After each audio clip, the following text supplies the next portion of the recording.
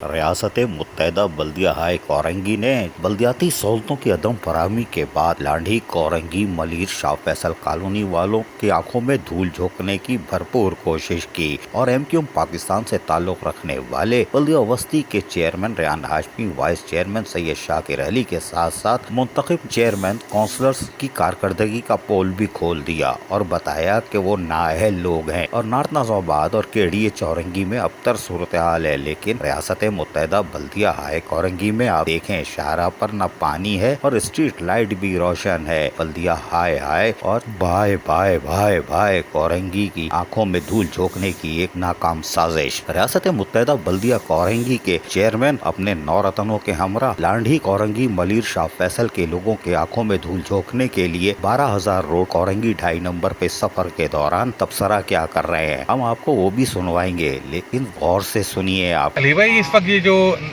کورنگی کی صورتحال ہے یہ نارتھ ناظم آباد اور یہ ناظم آباد اور گلشن سے بہت بہتر ہے۔ آپ روڈ اس وقت دیکھ رہے ہیں، بالکل روڈ کلیئر ہیں، لائٹیں جل رہی ہیں، سیوریج کا کوئی پرابلم نہیں ہے۔ ماشاءاللہ 4 سالوں میں جو کام کیا ہم لوگوں نے وہ نظر آ رہا ہے روڈوں پر۔ سنا آپ نے کہ یہ خوبصورت منظر ہے، ہماری 4 سالہ کارکردگی ہے، یہ منافقت کی انتہا ہے۔ اس پہ لوگ کہہ نہیں لگائیں گے تو پھر کیا کریں گے؟ اس کی 4 سالہ کارکردگی ابھی ہم آپ کو آ کے بتاتے ہیں۔ اب ہم آپ کو وہ سنواتے ہیں کہ ایم کیو ایم پاکستان سے تعلق رکھنے والے بلدیہ وسطی کے چیئرمین ریان ہاشمی ہو یا شاکر علی وائس چیئرمین یا وہاں منتخب نمائندے، وہ کتنے نااہل ہیں۔ یہ ہم نہیں، انہی کے اپنے چیئرمین اور ان کے نورتنوں کا کہنا ہے جو دوران سفر تبصرہ کر رہے ہیں۔ غور سے سنیے۔ یہ اس وقت اس روڈ سے ہم لوگ گزر رہے ہیں، یہ نارتھ ناظم آباد یا بہجے ٹاؤن نہیں بلکہ کورنگی 2.5 کا روڈ ہے، 12,000 روڈ کہلاتا ہے، اور دیکھ رہے ہیں کہ کیا خوبصورت منظر پیش کر رہا ہے۔ اور اس وقت اگر آپ جائیں ٹورڈز کے ڈی اے چورنگی 5 اسٹار چورنگی تو وہاں پر حالت اس سے بہت زیادہ بدتر ہوگی۔